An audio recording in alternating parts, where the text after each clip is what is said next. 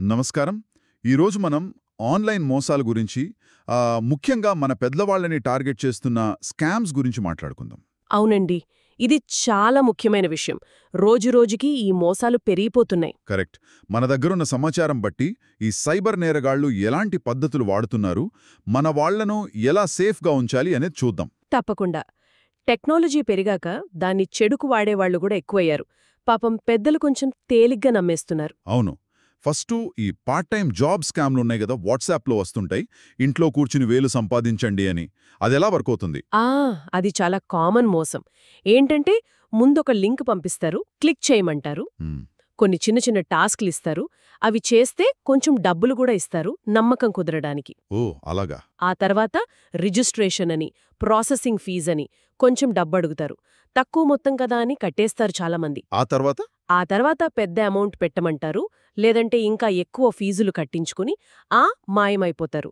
Job రాదు, ఉన్న డబ్బులు పోతాయి. అంటే ఆశ చూపి మోసం చేస్తున్నారన్నమాట. సరే, డబ్బులొస్తాయని నమ్మించే ఇంకో టైప్ కూడా ఉంది కదా, గూగుల్ పే, యూపీఐ యాప్స్ ద్వారా. అవును, ఖచ్చితంగా.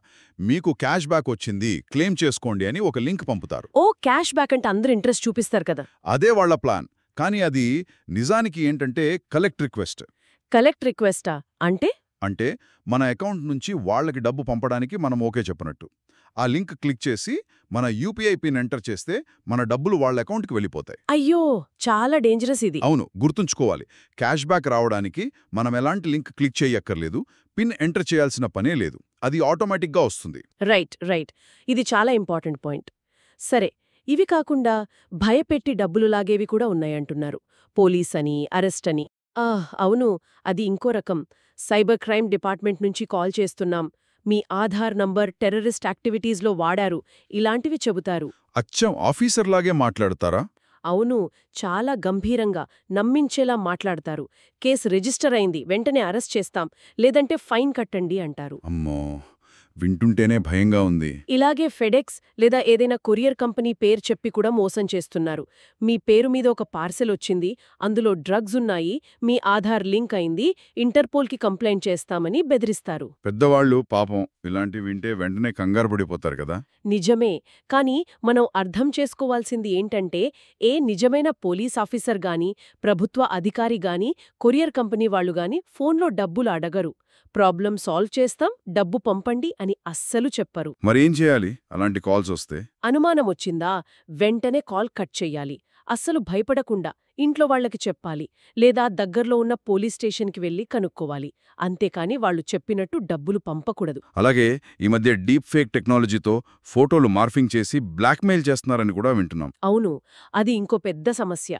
మన ఫోటోలను అసభ్యంగా మార్ఫింగ్ చేసి వాటిని ఆన్లైన్లో పెడతాం, మీ పరువు తీస్తామని బెదిరించి డబ్బులు గుంజుతున్నారు. దీనికి సొల్యూషన్ ఏంటి? అస్సలు భయపడకూడదు. వెంటనే ఏమాత్రం ఆలస్యం చేయకుండా సైబర్ క్రైమ్ పోలీసులకు కంప్లైంట్ ఇవ్వాలి. వాళ్ళు హెల్ప్ చేస్తారు. ధైర్యంగా ఉండాలి. ఓకే, ఇక ఎవర్ గ్రీన్ మోసం. ఓటీపీ, పిన్ అడిగే కాల్స్. మీ బ్యాంక్ అకౌంట్ బ్లాక్ అయింది, కేవైసీ అప్డేట్ చేయాలి అని. ఇది పాత ట్రిక్కే అయినా ఇప్పటికీ చాలా మంది దీని బారిన పడుతున్నారు. సింపుల్ రూల్: ఏ బ్యాంక్ గాని, ఏ సంస్థ గాని ఫోన్ చేసి మీ ఓటీపీ, పిన్ నంబర్, పాస్వర్డ్ లాంటివి అడగదు. ఎవరైనా అడిగితే అది 100% ఫ్రాడ్ కాల్. వెంటనే కట్ చెయ్యాలి. ఆ వివరాలు ఎట్టి పరిస్థితుల్లో ఎవ్వరితోనూ షేర్ చేసుకోకూడదు. అంటే మొత్తం మీద ఆన్లైన్లో సేఫ్గా ఉండాలంటే ఎప్పుడూ అలర్ట్గా ఉండాలి. ముఖ్యంగా మన పెద్దలకు ఈ విషయాలన్నీ చెప్పాలి. ఖచ్చితంగా. సింపుల్గా కొన్ని పాయింట్స్ గుర్తుపెట్టుకోవాలి. ఓటీపీ, పిన్, పాస్వర్డ్ ఎవ్వరికీ ఇవ్వద్దు.